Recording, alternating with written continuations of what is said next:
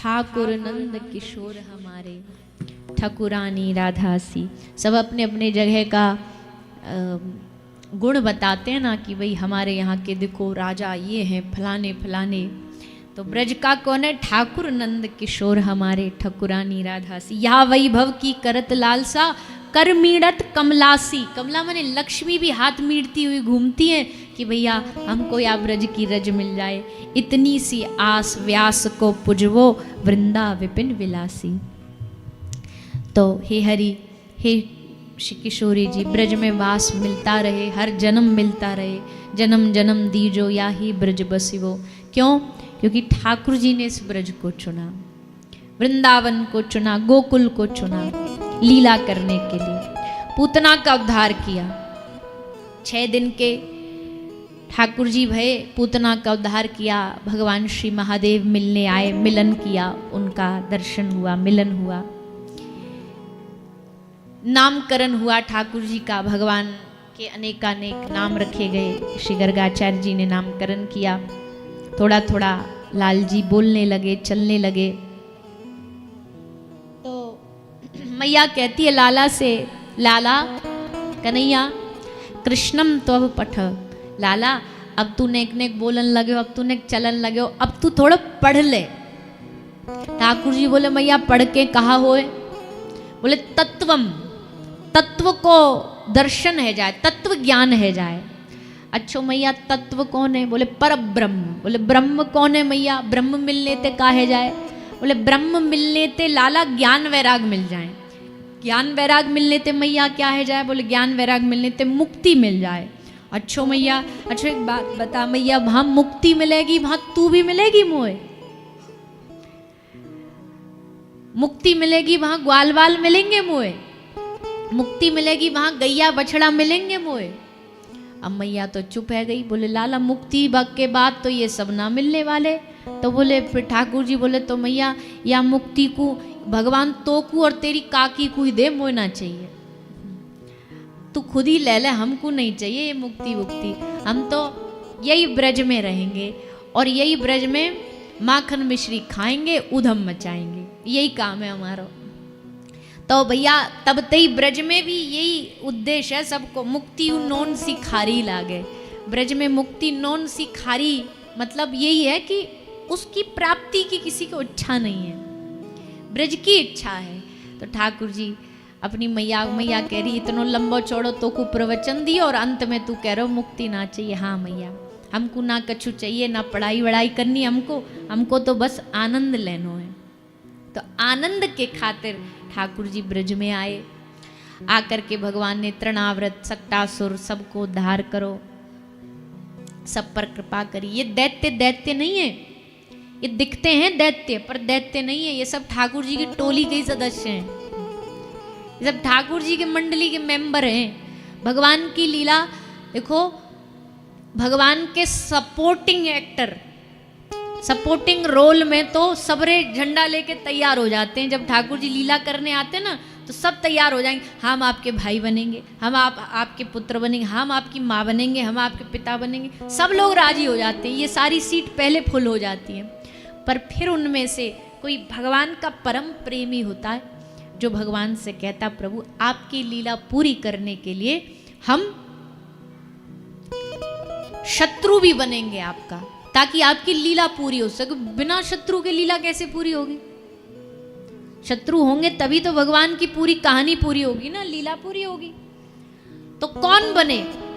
सब लोग हाथ खड़े कर देते हैं, पर फिर कोई भगवान का उन्हीं में से प्रेमी प्रभु के पार्षद जय विजयी तो बने, रावण कुंभकर्ण बने, हिरण्याक्ष हिरण्यकश्यपु बने, शिशुपाल दंतवक्र बने। तो भगवान के पार्षद ही तो थे, दुश्मन नहीं है ये भगवान के, सब पार्षद हैं। पर भगवान की लीला पूरी करने के लिए भैया हमारे गौड़िया संप्रदाय में एक ग्रंथ में लिखा हुआ है कि राम भगवान की जब लीला हुई ना तो सब ने कहा हम ये बन जाएंगे, हम वो बन जाएंगे, हम वो बन जाएंगे। पर अब 14 वर्ष वनवास भेजे कौन? ये वाला पात्र कौन लेगा? तो कई माँ ने बड़ी हिम्मत से कहा कि ये जो कलंक है ये मैं अपने माथे पे धारण करूंगी, मैं धारण करूंगी। मैं इस कलंक को लेने को तैयार हूँ, ये मेरे माथे पर लग जाए कोई चिंता नहीं है। तो उस ग्रंथ में लिखा है कि कैकेयी माँ ने जब ये संकल्प लिया कि मैं कलंक अपने माथे लूंगी, ठाकुर जी ने कहा वाह माता, तूने कमाल कर दिया। द्वापर त्रेता में तुमने कैकेयी बन करके कलंक माथे पर लिया, द्वापर में मैं तुम्हें अपने माथे पर धारण करूंगा और 24 घंटे धारण करूंगा। तो ग्रंथ कहता है कि वही कैकेयी माँ द्वापर में मोर पंख बन करके श्री ठाकुर जी के मुकुट पर हमेशा धारण रहती थी। भगवान ने उनको अपने माथे पर धारण किया। कलंक लेना आसान है क्या? वाहवाही तो सबरी दुनिया लूट लेती है।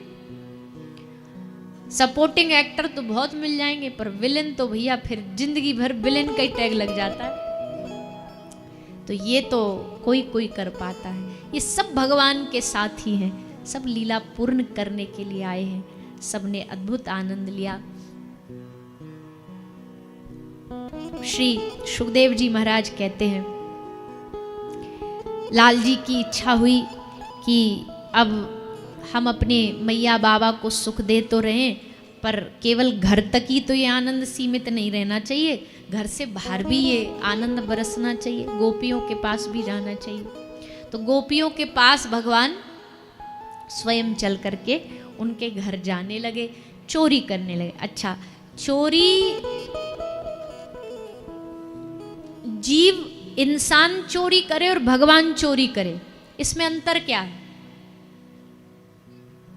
एक आध नहीं, बहुत अंतर है। सबसे पहले तो अंतर आप ये समझो कि जीव जो होता है वो मोह माया में फंस के चोरी करता है, पर ठाकुर जी ने मोह माया में फंस करके चोरी नहीं की। कृष्ण ने गोपियों की इच्छा पूरी करने के लिए चोरी करी,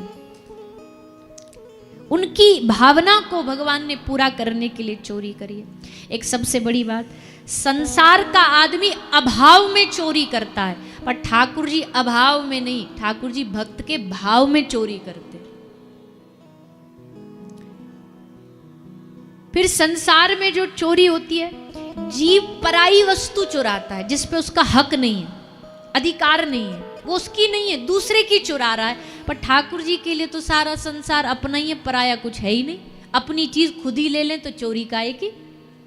अपनी चीज खुद ही आदमी को रखे वो चोरी है। हाँ, पराई वस्तु चुराएगा तो चोरी मानी जाएगी। तो ठाकुर जी ने अपनी वस्तु, सारा जगत भगवान का है, वहां में जो बढ़िया लगा, माखन बढ़िया लगा, वो चुरा लिया। संसार का जीव जब चोरी करता है तो मालिक की इच्छा के बिना करता है। कोई मालिक थोड़ी चाहता भी हमारे घर चोरी हो जाए। पर ठाकुर जी जहां चोरी करते थे वो मालिक की इच्छा से करते थे। गोपी इनविटेशन लेटर देती थी, हमारे घर आ जाओ चोरी करने, लाला तुम हमारे घर कल आइयो, हम तुम्हारे लिए माखन निकालेंगी। मालिक बुला रहा है तो भैया क्या क्या कमी है जाने में? ये कोई चोरी थोड़ी है। मालिक कह रहा है, गोपी कह रही लाला मेरे घर आ जाइयो, मैं तेरे लिए माखन निकालूंगी। हाँ, आनंद बढ़ाने के लिए ठाकुर जी ने एक ट्रिक लगा ली कि जब ये नहीं होगी ना तब जाएंगे चुपचाप, तब मजे से माखन खा के आएंगे। पर बुलायो तो गोपी नहीं है, कोई चोर को घर थोड़ी बुलाता है अपने, पर गोपी चोर को घर बुलाती है। संसार की चोरी में हिंसा होती है, छल होता है, बल होता है, पर ठाकुर जी ने ना कोई छल किया, ना बल लगाया, ना कोई हिंसा करी, कोई चोरी में हिंसा नहीं करी। और भैया सबसे बड़ी बात, चोर की चर्चा कहने और सुनने दोनों से पाप बढ़ता है, पर ये अकेला चोर एक ऐसा है जिसकी चर्चा कहने और सुनने से आनंद भी मिलता और पुण्य भी मिलता। चोर की चर्चा कहीं हिस्ट्री में सुनाई जाती है? इस चोर की चर्चा सुनाने के लिए देखो पूरी पूरी 7 दिन की कथा रची जाती है। पंडाल लगाओ, टेंट लगाओ, माइक लगाओ, ये बुलाओ, व्यास बुलाओ, वक्ता बुलाओ, किसकी कथा सुनने के लिए? चोर की कथा सुनाने के लिए। चोर की कथा सुन रहे हैं और आनंद बढ़ रहा है, चोरी में भी आनंद आ रहा है। संसार की चोरी और ये जो चोरी है, इसमें जमीन आसमान का फर्क है। भगवान ने मन बनाया कि अब हम गोपी के घर जाके माखन चुराएंगे। तो गोपी के घर चुराने से पहले ठाकुर जी ने सोची एक बार घर में ट्रायल मार लें, तो एक एक्सपीरियंस है जाएगा, अनुभव है जाएगा। तो अपने घर में गए, माखन चुरा रहे, मैया आ गई। मैया ने कही कहा कर रहे हो, चोरी कर रहे हो, यहाँ खड़े हो कि चुरा रहे हो, माखन चुरा रहे हो। अरे ना ना मैया, देख तेने मो को इतने बड़े बड़े भारी भारी ये हाथन में कड़ूला पहरा दिए, कंगन, सोने के कंगन, सो मेरो हाथ जल रहे हो मैया, एकदम लाल है गो, जलन है रही बहुत जोरते, तो कैसे वाकू ठंडो करूँ, तो मैंने माखन में हाथ डाल दियो। माखन में जैसे हाथ डालो एकदम ठंडक मिल गई मैया। मैया बोली अच्छो, बड़ो चतुर चालाक है, तेरे हाथ कंगन में खुजली मच रही, जलन मच रही, तो कंगन में हाथ में माखन लगना चाहिए, मोड़े पे क्यों लग रहा हो। तो ठाकुर जी बोले अरे मैया, अब मैंने तो कंगन की जलन शांत करी, हाथ माखन में डालो, सोई मैया अचानक ते मेरे मोहड़े में खुजली मच गई, जैसे खुजली मच गई मैंने ऐसे खुजा लियो, सो मैया माखन लग गयो। अब मैया जानती तो सब है, इसकी पेट में, हमारे ब्रज में बोले या कि पेट में दाढ़ी वारो बैठो है, मतलब सबरो ज्ञान है या को। पर अब क्या करें, मैया अभी खुश हो रही, राजी हो रही है, मीठी मीठी बातें सुन करके। अच्छो हाँ मैया, मेरे मुंह पे माखन लग गयो। मैया बड़ी आनंदित होती है कि चलो बहाने बना रहा है, पर कम से कम अपने ही घर में तो चोरी कर रहा। पर ठाकुर जी मनी मन कह रहे मैया अभी रुक जा तू, अभी तो हम ट्रायल बेस में चल रहे हैं, ट्रायल जैसी सफल हो जाएगी फिर हमारे उधम देखियो तुम, और फिर तो महाराज ठाकुर जी ने सो उधम मचानो चालू करो सबरे ब्रज में। ठाकुर जी ने सबरे ग्वाल बालन को अपने संग एकजुट कर लियो, क्योंकि देखो चोरी में सबसे ज़्यादा खतरा होता है कि जब एकता नहीं होती, कि दूसरा जाके बता दे। ठाकुर जी ने कही पहले तो सबको अपने अंडर में लो, इन सबन को लालच दो, इतनो लालच दो माखन को कि ये सबरे हमारे अंडर आ जाए, और फिर जो हम कहें वही करें। तो ठाकुर जी ने सबको माखन को ऐसो लालच दियो, सबरे ग्वाल बाल फिसलते फिसलते इनके डोरे आ गए। ठाकुर जी ने कही ऐसे नहीं करेंगे चोरी, हम नामकरण रखेंगे अपनी संस्था को। ठाकुर जी ने नाम रखो अपनी संस्था को, अखिल भारतीय चोर मंडल। ठाकुर जी ने अपनी मंडली बना ली। मंडली बड़े आनंद से सबरे ब्रज में हल्ला मचाती घूमती है। ग्वाल बाल को एक ही काम है, सुबह सुबह ते निकल जाते खोज खबर लेने के निया कि कौन कहाँ जा रहे हो, कौन गोपी आज मथुरा जा रही है, वा को रास्ता रोक के उधम मचाएंगे। अभद्रता कहीं नहीं थी, अमर्यादा कहीं नहीं थी, बस आनंद था, बस आनंद के लिए ये सब लीला हो रही है। सुंदर श्री सुखदेव जी महाराज ने ठाकुर जी की माखन चोरी लीला, गोपियां आती हैं, मैया को कहती है मैया वत्सान मुंचत क्वचिद समये क्रोश संजात हाशः। मैया माखन तो है ही है, पर और भी आके उधम कम थोड़ी है। वत्सान मुंचन क्वचिद समये, बिना टाइम टेबल के आएगो मैया बछड़न को खोल के चलो जाए, बछड़ा सबरो गाय को दूध पी जाए, घर में बच्चा रोवे बिना दूध के, ये सबरे बछड़ान को खोल के चलो जाए। मैया कह रही है तो ने डांट दे करो, बालक ही तो है, डांट फटकार लगा दे करो, डर जाएगो। गोपी कहती है मैया तू का सोच रही, हमने करके ना देखो, हमने खूब डांट लगाई हमें, और जैसे हम डांट रही हैं, हम एकदम लाल आंखन तया को देख रही है, गुस्सा में डांट लगा रही है, और ये क्रोश संजात हासा, हम डांट रही है और ये हंस देता है। और मैया जैसे यूं हंसे या कि हंसी देख के मैया हमारा गुस्सा भग जाए, यूं हंसो हम हंसी, और मैं जैसे हंसी यूं देख गयो कि हंसी तो फंसी और सोई माते भग जाए, तो मैया डांटते भी काम ना चले। कोई गोपी कह रही मैया मेरे मटका फोड़ दे। मैया बोली लाला तू मटका फोड़ दे, इनके मटकिन को फोड़े। ठाकुर जी बोले मैया कहाँ बताऊं, तो कुछ सच्ची सच्ची बता दूं। हाँ बोले बता दे। मैया अपने गांव के पीछे गली ना है, वह गली में ते कोई ना जावे, एक दिन मैं चले गो, वहाँ कुम्हार रहे बहुत सारे, तो एक कुम्हारन मैया रो रही बड़ी जोर जोर से। मैंने पूछी मैया तू काय को रो रही है? बोली लाला घड़न की बिक्री कम हो गई है, मटका बिक ही नहीं रहे हमारे। ये गोपी हैं कि सालों साल पुराने मटकाई चलाती जा रही हैं, नए खरीद ही नहीं रही। लाला हमारे तो घर में रोटी के लाले पड़ गए हैं, खाने को रोटी नहीं है, पैसा नहीं आता, बालक रो रहे हैं। अब मैया बता, वहाँ को दुख मुँह पे देखो ना गयो। मैंने सोची अब तो एक ही समाधान, पुराने फूटेंगे तो नए आएंगे, पुराने फोड़ने पड़ेंगे मैया। ऐसे तो ये मानेंगी नहीं, सभ्यता से मान जाती मैया तो मैं इनके घर जाके कहना तो, पर ये मानने वाली है नहीं, तो मैया मजबूरन मोकू मटका फोड़ने पड़े। अब कम से कम बाके घर के बालकन को पेट तो भर जाएगा। मैया बोली वाह, आहा हा हा, कितनो सुंदर लाला है मेरो, कितनो सुगड़ लाला है मेरो, कितनो सबको ध्यान रखने वालो है। इतनी शिकायतें आती मैया के पास, पर मैया कहाँ मानने वाली है। प्रेम में दुर्गुण थोड़ी दिखता है, वैसे ये दुर्गुण है भी नहीं, ठाकुर जी का ये दुर्गुण नहीं है, पर अगर कोई होता भी है तो प्रेम तो वही होता है ना। प्रेमी दुर्गुण देख ही नहीं पाता है, उसकी नजर दुर्गुण की ओर जाती नहीं है, दुर्गुण भी उसे गुण लगता है। ठाकुर जी इतने प्रेम से भरे हुए, उनका असत्य भी सत्य लगता है, उनका झूठ भी सत्य लगता है। कह रहे मैया मोरी मैं नहीं माखन खायो, पर ये झूठ भी सत्य है। कैसे सत्य? मैया मोरी मैं नहीं माखन खायो, ये झूठ भी सत्य लग रहा है। इस झूठ में भी सत्य है, असत्य में भी सत्य है, दुर्गुण में भी गुण है। ऐसा जो कर सकता वही परब्रह्म हो सकता है। ब्रज में ठाकुर जी ने प्रेम की नदी बहा दी, प्रेम का रस बहा दिया। आज तक भी अगर वो ब्रज की भूमि प्रेम के लिए जानी जाती है, वृंदावन उस रस के लिए जाना जाता है, तो उसका कारण ये लीलाएं हैं।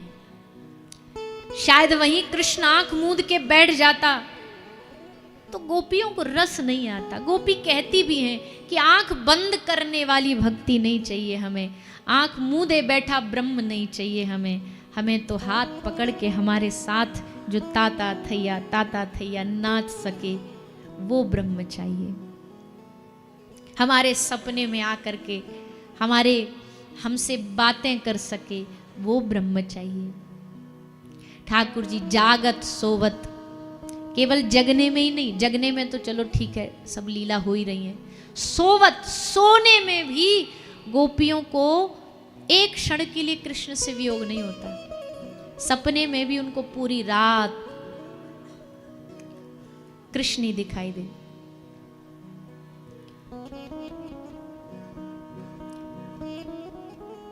आज सखी प्रात काल मेरे घर आए शाम, हो गई निहाल उनके रूप को निहार के। आज सखी प्रात का